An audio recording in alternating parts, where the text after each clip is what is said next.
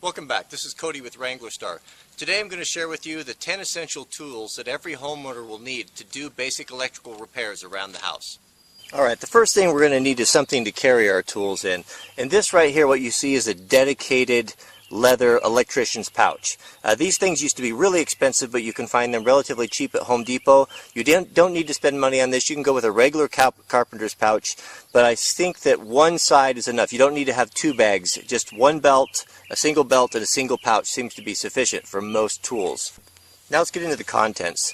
You're going to need a hammer, and it seems like a small framing hammer seems to be the best. Something with the claws that are straight. It makes it a lot easier for prying electrical boxes and all different types of tasks, and is essential to your kit. Next, you're going to need a screwdriver.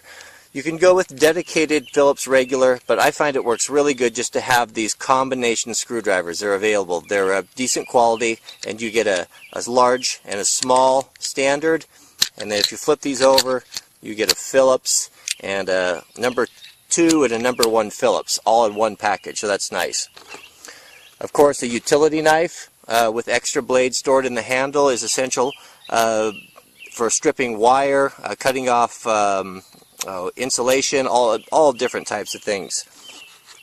My favorite tool, the one I'd hate to give up the most, would be a dedicated wire stripping tool. These are made by Klein. Several companies make them.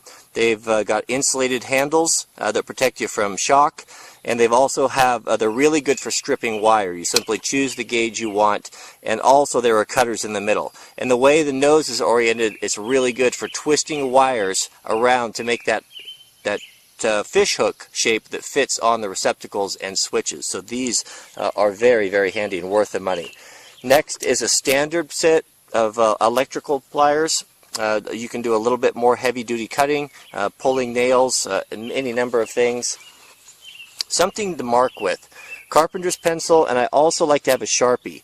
I use the carpenter's pencil on places where paint may be applied and I don't want the marks to come through. If that's not an issue, I prefer the Sharpie. A pair of good quality side cutters or dikes for heavier duty cutting and just general use. Of course, a tape measure. You don't really need a 25-footer like this. A smaller 12-footer seem to be fine. And then also an electrical checker. And this is really nice to have in your pocket because you can quickly check and see if the circuit that you're working on has truly been turned off. And last of all, what's nice is a fault indicator. Your building inspector is going to have one of these if he comes to look at your house, and what it does is when you're finished with the work, you can plug this into a receptacle and it'll tell you if you've wired correctly. If not, it gives you a series. These lights will light up in different configurations to tell you what the problem is, and this can really help you save time when you're trying to track down a problem. Welcome back. This is Cody with Wrangler Star. In today's video, I'm going to teach you how to read a carpenter's tape measure. You know, don't feel bad or think yourself to be stupid if you can't read a tape measure.